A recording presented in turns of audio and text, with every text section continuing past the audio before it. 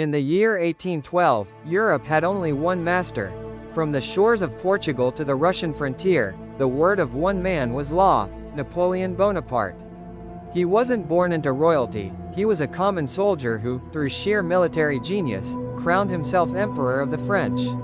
But absolute power breeds a dangerous illusion. Napoleon believed that geography, climate, and the will of nations could be bent to his command. How does a man who won 53 out of 60 battles lose it all in just 3 years? Today, we unlock the detailed story of his downfall. For those who don't know the facts, prepare yourselves.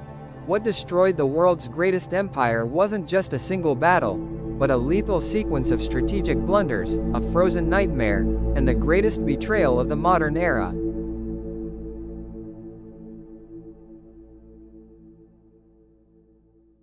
It all began with a war no one could win, an economic war.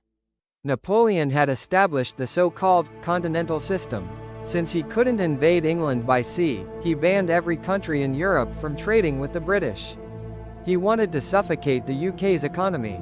But Russia, a massive nation, relied on this trade to survive. When Tsar Alexander decided to reopen his ports to the English, Napoleon felt insulted. To him, disobedience was treason. In June 1812, he assembled the Grande Armée, 600,000 soldiers. It was the largest army the world had ever seen. But here lies Napoleon's first fatal mistake: logistics. In the 19th century, armies lived off the land, meaning they confiscated food from local farms. But Russia is vast, and its roads were nothing more than mud tracks. The Russians used a brutal tactic called scorched earth.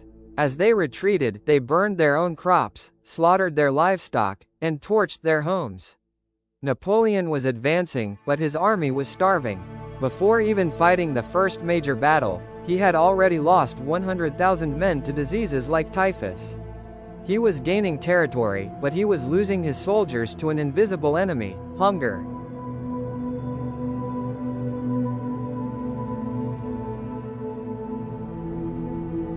In September, Napoleon finally reached Moscow. He believed that by capturing Russia's spiritual capital, the Tsar would kneel and beg for peace. But the reality was a shock. That very night, Moscow began to burn. The city's governor had released criminals and ordered them to set everything ablaze. Napoleon sat in the ruins of a city of ash for 35 days, waiting for a treaty that never came. Realizing winter was approaching and supplies were non-existent, he ordered a retreat. But he waited too long. The Russian winter that year was one of the cruelest in history. Temperatures plummeted to 30 degrees below zero. French soldiers, lacking proper winter clothing, began to freeze alive. Fingers fell off. Noses rotted from frostbite. Horses died by the thousands, and without them, they had to abandon their cannons and supply wagons. Of the 600,000 men who entered Russia dreaming of glory, fewer than 40,000 returned. The entire world watched in shock. Napoleon's invincible army had been annihilated by nature and the stubbornness of its leader.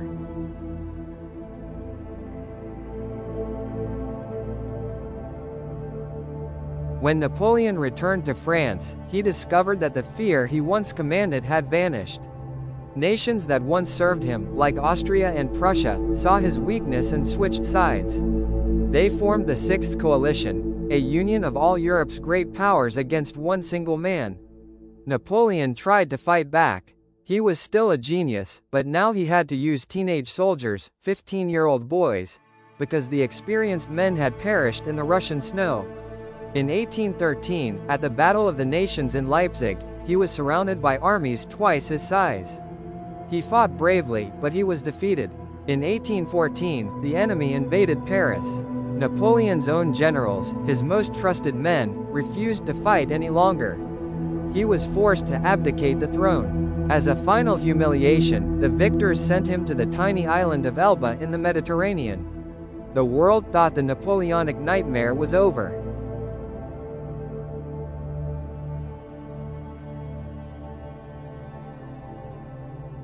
But Napoleon was no ordinary man. 10 months later, he escaped Elba with only 1,000 soldiers. When he landed in France, the king sent an army to kill him.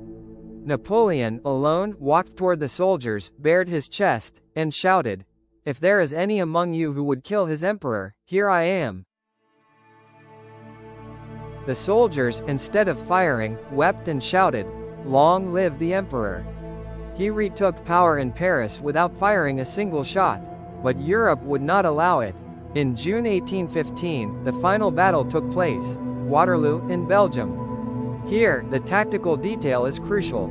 The night before the battle, a storm turned the field into a sea of mud. Napoleon, who relied on the speed of his cannons, decided to delay the attack until noon, waiting for the sun to dry the ground.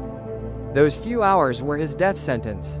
The delay allowed the British, led by the Duke of Wellington, to hold out just long enough for Prussian reinforcements to arrive. Napoleon was crushed between two armies. For the first time ever, his elite guard retreated. The empire had fallen forever.